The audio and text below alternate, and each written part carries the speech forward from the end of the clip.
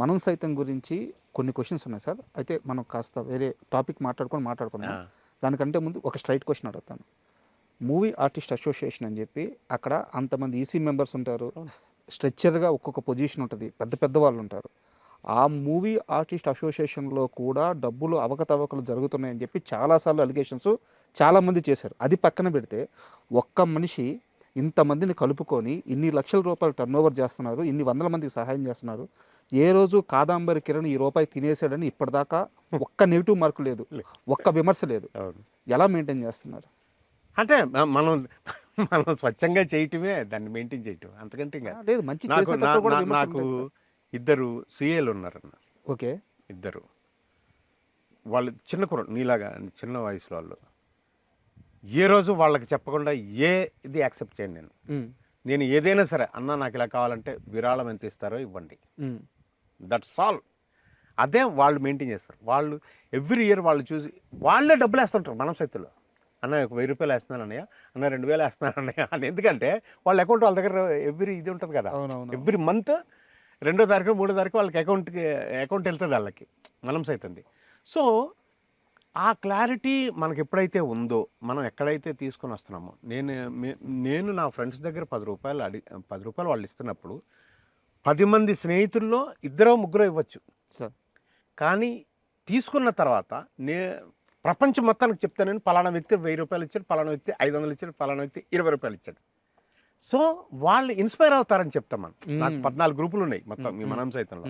వీళ్ళందరి దగ్గర ఏంటంటే ఇచ్చేటప్పుడు పోస్ట్ చేస్తానమాట, ఫలానా బెనిఫిషియర్ ఉన్నారు, అతనికి ఇలాగా బాధ ఉంది అని చెప్తా. ఇచ్చిన తర్వాత మాత్రం నా ఫేస్బుక్లో కానీ మనం సైతంలో నేను ఇచ్చానని చెప్తాను తప్ప ఇస్తున్నాను ఇవ్వబోతున్నానని వీడికి చెప్పను. ఎంత ఇస్తున్నాను, ఎప్పుడు ఇస్తున్నాను, యాక్సెప్ట్ చేసినప్పుడే చెప్తా. మిగిలిన వాళ్ళకి మాత్రం ఏం చేశాము, ఎంత చేశాము అని క్లియర్గా చెప్తా. పలానా రామారావు 100 రూపాయలు ఇచ్చాడు, పలానా సుబ్రహ్మణ్యం 20 రూపాయలు ఇచ్చాడు, క్లారిటీ చెప్తే అవును కరెక్ట్ కదా. వాళ్ళకి రిసీట్ ఎలా వెళ్తుందంటే వాళ్ళ ట్రాన్స్ఫర్ చేసిన ఐడితో పాటు వాళ్ళ ప్యాన్ నెంబర్తో పాటు ఇస్తాం receipt. Super. Even for 1 rupee also. 1 rupee receipt ఇవ్వడం ఇప్పుడు ఏంటంటే వాట్సాప్ ఇమీడియట్గా వాట్సాప్ చేసేస్తాం వాళ్ళకి. పోస్టర్లు కూడా యాక్సెప్ట్ చేయరు చాలామంది. వద్దండి మాకు రిసీట్ ఇచ్చారు. అసలు రిసీట్ అడిగేవాళ్ళు ఉంటారు. ఎందుకు ఇస్తానో నాకు ఇది కూడా వేస్ట్ కదా అంటారు. ఒక నమ్మకం ఉందిగా. అంతే అది దానికోసమే. Super sir. అండ్ ఇందాక మీరు అన్నారు సీరియల్స్ నేను చేసి చాలా నష్టపోయాను, బట్ ఓకే మీరు నిలబడ్డారు, అది వేరే విషయం. అయితే ఇక్కడ నా క్వశ్చన్ ఏంటంటే, ఒకానొక టైంలో కాదాంబరి కిరణ్ దగ్గర ఉన్న ఆస్తి 98 లక్షల రూపాయల అప్పు. ఆల్మోస్ట్ రోడ్డు మీద నిలబడినోడు ఇంకా సేఫ్, రోడ్డు మీద నిలబడితే అప్పు ఉండదు, అంతకంటే దారుణం. ఆ స్టేజ్ నుంచి ఎలా నిలబడ్డారు? నాకు ఆ ప్రయాణం కావాలి. భగవంతుడే స్వామి మనకి మనం ధైర్యం, మన సపోర్ట్, మన ఫ్యామిలీ సపోర్ట్. నువ్వు ఏం డబ్బులు తేలేదని అడగరు, ఏం డబ్బులు తెచ్చావని అడగరు. కానీ కట్టాల్సిన వాళ్ళు బాధ్యతలు ఉంటాయి కదా, ఆ బాధ్యతలు ఎప్పుడు ఆగవు. దాన్ని విస్మరించకుండా ఉంటే మనం డిస్టర్బ్ చేసేవాళ్ళు లేరు. అది నా అదృష్టం. అంటే కాదు, నా డౌట్ ఏంటంటే తర్వాత ఎక్కువగా సినిమాలు చేశారా లేకుంటే ఇంకో ప్రొడక్షన్ చేశారా? ఏం చేసి? ప్రొడక్షన్ లేదు, సినిమాలు చేసి ఇప్పటికి.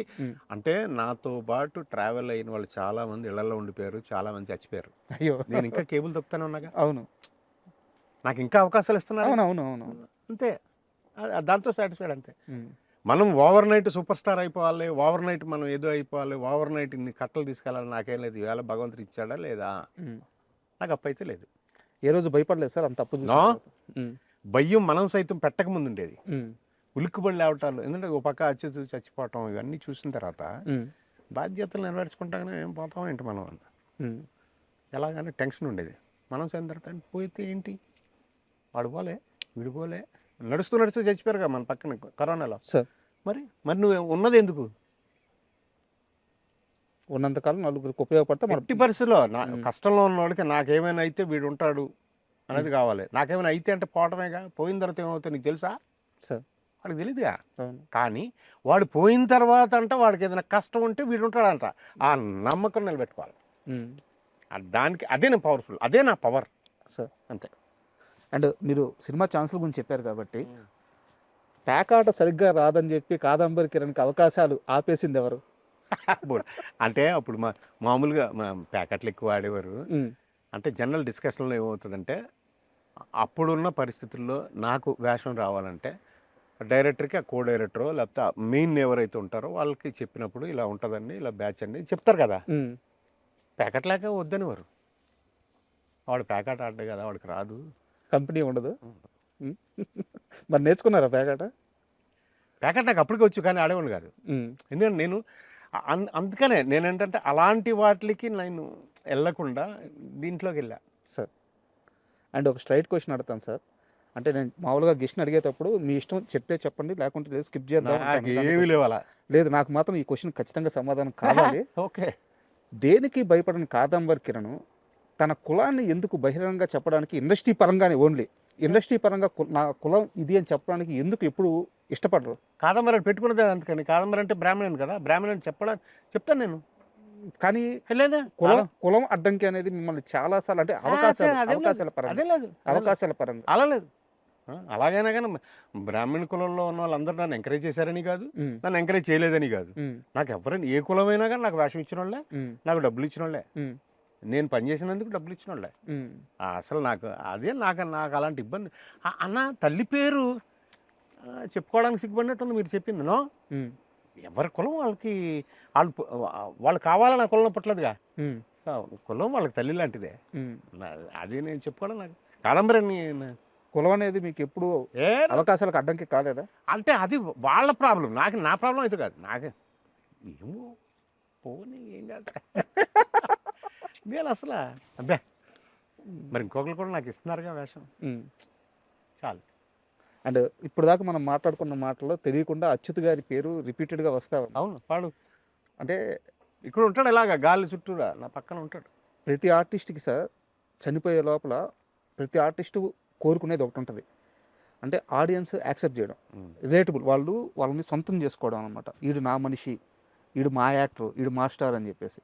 అచ్యుత్ గారు చనిపోయే సమయానికి అలా సొంతం చేసుకున్న వాళ్ళు, ఆయన ఓన్ చేసుకున్న వాళ్ళు కొన్ని లక్షల మంది ఉన్నారు. ఈ రోజుకి కూడా ఆయన ఎందుకు చనిపోయారు అనే దాని మీద చాలామంది అసలు షాక్ అవుతుంటారు అనమాట. ఆయన ఏదో వ్యాపారం స్టార్ట్ చేసి నష్టపోయారని కొంతమంది, స్నేహితులు మోసం చేశారని కొంతమంది చెప్తుంటారు.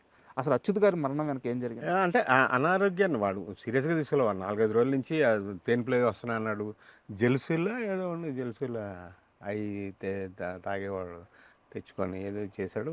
Heart attack. ఫాదర్ కూడా అదే ఏజ్లో పోయారంట. కాదు సార్, అంతకు ముందు ఆయన ఇలా సఫర్ అవ్వడానికి ఏదో రీజన్ ఉంది? అట్టే లేదు, ఏదో వ్యాపారం చేయడానికి స్టార్ట్ చేశాడు. ఏదో కొంత డబ్బు దాని మీద పెట్టుబడి పెట్టడం తేవటం ఏదో జరిగింది. పిల్లలు ఇంకా చిన్నోళ్ళు, ఏదో వర్రీ ఉంటుంది. ఎర్లీ మార్నింగ్ ట్రైన్లో ఒక సీరియల్కి దీనికి వెళ్తూ, అన్నయ్య అనే సీరియల్ కృష్ణ గారు వాళ్ళంతా ఏదో ఫంక్షన్కి వెళ్ళబోతూ ట్రైన్కి బయలుదేరుతూ హార్ట్ అటాక్ చనిపోయాడు. సో ఇవన్నీ లోడ్ ఉంటుంది.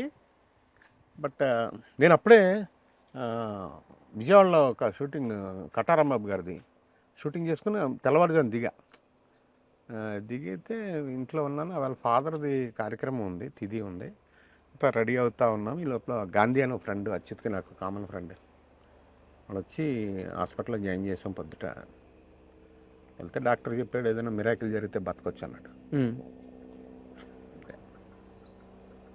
అంతే, అలా వాడికి ఏదో ఉన్నాయి పాపం మనకి.